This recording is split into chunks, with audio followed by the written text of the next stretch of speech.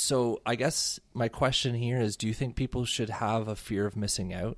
And what is the kind of the delta between the reality and the expectations of AI as we stand here today?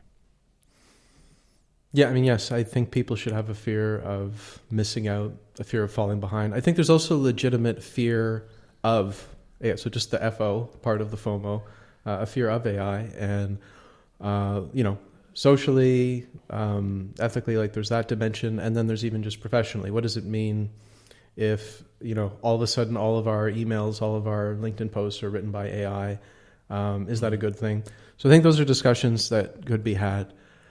I'm a bit like you in the sense that I'm maybe like 6 months behind you in terms of adoption, I think.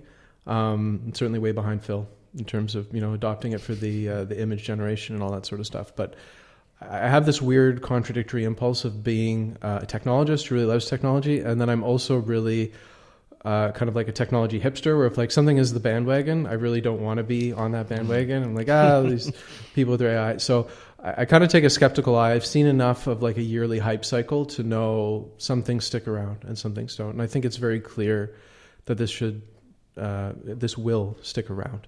And so when I see something that reaches that point, I then launch into, well, I want to bring order and structure to this because I don't like just sensationalistic things. So a little bit of like a grumpy old man approach where it's like, all right, if we're going to do AI, we're going to do it properly and going to, map out the universe, figure it out. And that's what kind of led me to that approach that you mentioned of like publishing that list of use cases. Cause I don't like adding noise to a room. I want to see like, where can I add value?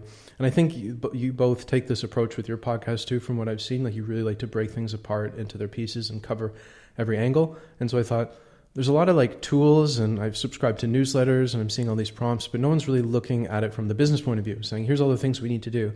Where can AI help? So here's where I can add value. And I have the sort of tenacity and stamina to like literally go through and map that out.